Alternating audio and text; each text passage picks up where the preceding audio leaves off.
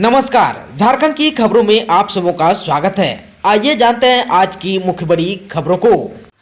मौसम विज्ञान के आधार पर झारखंड में अगले 4 दिन कैसा रहेगा मौसम का मिजाज, कब होगी भारी बारिश, आइए जानते हैं। मौसम विभाग ने अपने पूर्व अनुमान में बताया कि आज 25 जुलाई को झारखंड में कहीं भी बहुत अधिक बारिश नहीं होगी। 26 जुलाई से राज्य के करीब करीब सभी जिलों में हल्के से मध्यम दर्ज की बारिश होगी। वहीं 27 जुलाई को राज्य के उत्तरी तथा मध्य भाग में कहीं कहीं भारी बारिश हो सकती है। 28 जुलाई से मौसम फिर से साफ हो सकता है। झारखंड में कोरोना वायरस संक्रमण के 39 नए मामले सामने आए। झारखंड में पिछले 24 घंटों में कोरोना वायरस संक्रमण के 39 नए मामले सामने आए, जिन्हें मिलाकर राज्य में संक्रमितों की संख्या बढ़कर 3,46,885 हो गई। आप सबको बता दूं कि 24 घंटे के भीतर संक्रमण से किसी मरीज की जान नहीं गई है। स्वास्थ्य विभाग की शनिवार को जारी रिपोर्ट में यह जानकारी दी गई। राज्य के 346,885 संक्रमितों में से 3,41,464 अब तक ठीक होकर अपने घरों को लौट जा चुके हैं। इसके अलावा 299 अन्य मरीजों का इलाज विभिन्न अस्पतालों में जारी है, जबकि 5,122 मरीजों की मौत हो चुकी है। पिछले 24 घंटे में राज्य में कुल 61,199 नमूनों की जांच की गई, जिनमें 39 नमूनों में से संक्रमण की पुष्टि हुई। नए मामलों में रांची में 5 लोग कोविड-19 से संक्रमित पाए गए, वहीं पूर्वी सिंहभूम में 9 लोग इस वायरस से संक्रमित पाए गए हैं। झारखंड की पंचायतों से आदर्श स्कूलों का होगा चयन, 4,091 लीडर स्कूलों को चिन्हित करने का दिया निर्देश। झारखंड के शिक्षा सचिव राजेश कुमार ने अधिकारियों को पंचायतों से आदर्श स्कूल चयन के लिए 4,091 लीडर स्कूलों के चिन्हितीकरण का निर्देश दिया। उन्होंने उन पंचायतों को प्राथमिकता देने को कहा जहां सेकेंडरी और हायर सेकेंडरी स्कूल नहीं है। शिक्षा सचिव ने आदर्श विद्यालयों में शिक्षकों को और कर्मचारियों की उपलब्धता सुनिश्चित करने का निर्देश दिया। प्राइमरी और सेकेंडरी स्कूल के निदेशक को इसके लिए प्रतिनियुक्ति पत्र 30 जुलाई तक संबंधित शिक्षकों को निर्गत करने को कहा गया। साथ ही यह सुनिश्चित करने का निर्देश दिया कि सभी शिक्षक हर हाल में 7 अगस्त तक अपने प्रतिनियुक्त स्थल पर योगदान दें। गोड्डा और गढ़वा के आदर्श विद्यालयों में हेडमास्टर की प्रतिनियुक्ति अविलंब करने का निर्देश दिया। वहीं प्रत्येक आदर्श स्कूल में आवश्यकता अनुसार सुरक्षा प्रहरी से लेकर सफाई कर्मी और माली की व्यवस्था आउटसोर्स के माध्यम से करने को कहा गया। झारखंड में जल्द बड़े पैमाने पर हो सकती है शिक्षकों की नियुक्ति, 24,000 पद पर निकलेगी वैकेंसी। झारखंड में प्राथमिक विद्यालय से मध्य विद्यालय में अपग्रेड किए गए स्कूलों में शिक्षकों की नियुक्ति की जाएगी। किए गए लगभग 8,000 स्कूलों में 24,000 शिक्षकों के नए पद सृजित किए जाएंगे। प्राथमिक शिक्षा निदेशालय ने इसकी प्रक्रिया शुरू करते हुए इसे लेकर झारखंड शिक्षा परियोजना के निदेशक को भी पत्र लिखा है और अपग्रेड किए विद्यालयों के बारे में जानकारी मांगी है। प्राथमिक शिक्षा निदेशक ने पत्र में कहा है कि झारखंड शिक्षा परियोजना द्वारा संचालित नए गठित मध्य विद्यालय और उत्क्रमित मध्य विद्यालय में नए पद सृजित करने की संभावनाओं पर विचार किया जाएगा। इसके लिए जिलावार स्कूलों की जानकारी मांगी गई है।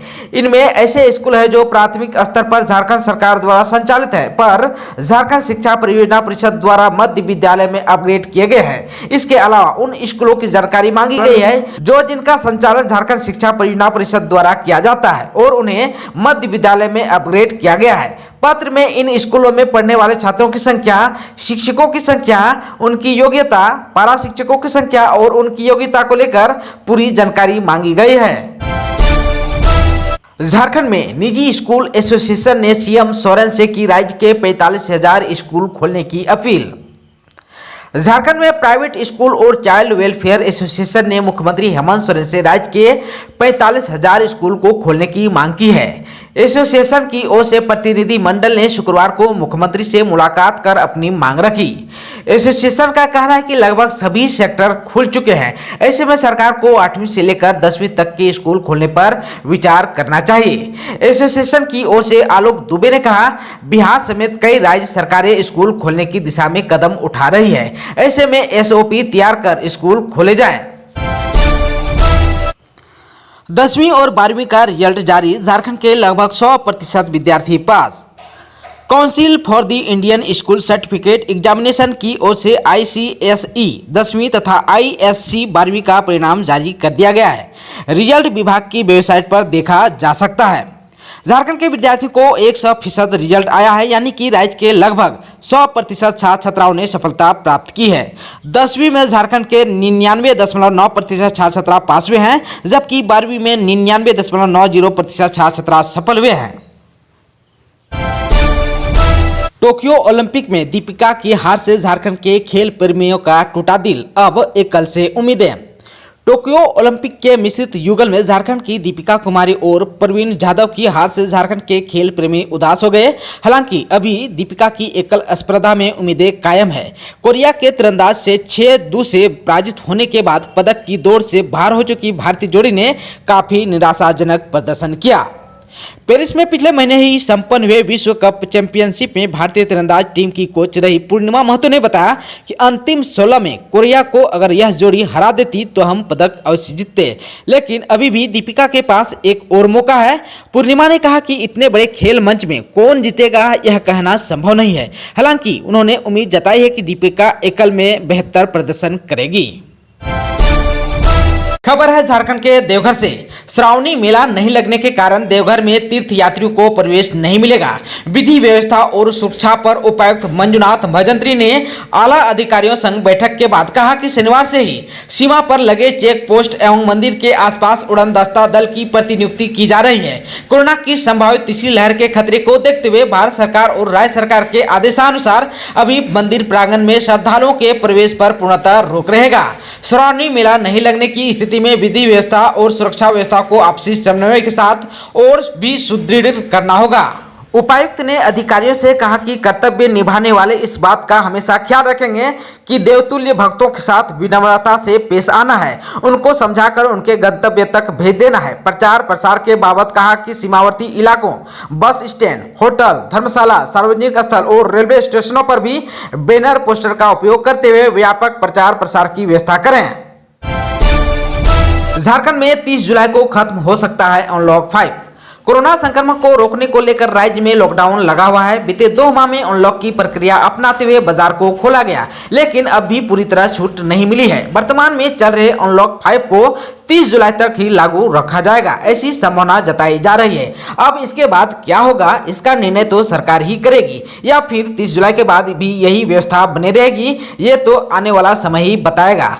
चल रहे अनलॉक का समय 30 जुलाई तक का है, इसमें अब महज 5 दिनों का समय बचा हुआ है। ऐसे में राज्य का व्यापारी अनलॉक 6 में पूरी तरह छूट चाहता है। व्यापारियों का कहना है कि कोरोना के मामले घट चुके हैं, इसीलिए बाजार को पूरी तरह से खोलने का आदेश राज्य सरकार दे।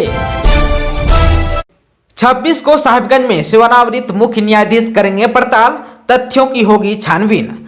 साहिबगंज महिला थाना की तत्कालीन प्रभारी रूपा तिर्की की मौत की जांच के लिए 26 जुलाई को झारखंड उच्च न्यायालय के सेवानिवृत्त मुख्य न्यायाधीश साहिबगंज आएंगे। इस मसले पर साहिबगंज परिसदन में वरीय पुलिस अधिकारियों से भी पूछताछ करेंगे। संभव है कि घटनास्थल का भी मुआयना करेंगे। आप सबको बता दूं कि न्यायिक आयोग ने 20 जुलाई तक रूपा तिर्की की मौत के मसले पर हल्फनामा के साथ आम लोगों से जानकारी मांगी थी। जो जानकारी मिलेगी उस पर भी छानबीन की जाएगी। कुसुम योजना से बंजर जमीन भी अब उगलेगी पैसा, सौर ऊर्जा प्लांट से होंगे मालामाल, लेकिन माननी होगी कई शर्तें। केंद्र की मोदी सरकार ने वर्ष 2022 तक किसानों की आय दोगुनी करने का लक्ष्य रखा है। योगी सरकार भी इस मुहिम में जुटी है। राज्य विद्युत नियामक आयोग के अनुमोदन के बाद 106 मेगावाट क्षमता की सोलर परियोजना की स्थापना के लिए टेंडर भी हो चुकी है। योजना के तहत किसान 0.5 से लेकर 2 मेगावाट तक सौर पावर परियोजना की स्थापना कर सकेंगे, पर इसका लाभ उन्हीं किसानों को मिलेगा जिनकी भूमि विद्युत उपकेंद्र के 5 किलोमीटर के दायरे में होगी। किसान खुद अपनी जमीन अथवा विकासकर्ता को लीज पर देकर सौर पावर प्लांट लगा सकते हैं, पर प्लांट के लिए जमीन बंजर या अनुपयोगी हो। झारखंड में वज्रपात से बचाव की नहीं है पुख्ता तैयारी, 9 वर्षों में 1567 लोगों ने गंवा दी जान। झारखंड में आपदा के रूप में घोषित होने के बाद भी वज्रपात से सुरक्षा को लेकर माकूम इंतजाम नहीं किए गए। यही वजह है कि पिछले 9 वर्षों में जहां 1567 लोगों की मौत भी हो गई, वहीं पश्चिमी सिंहभूम से 5 वर्षों में 36 लोगों ने जान गंवा दी है।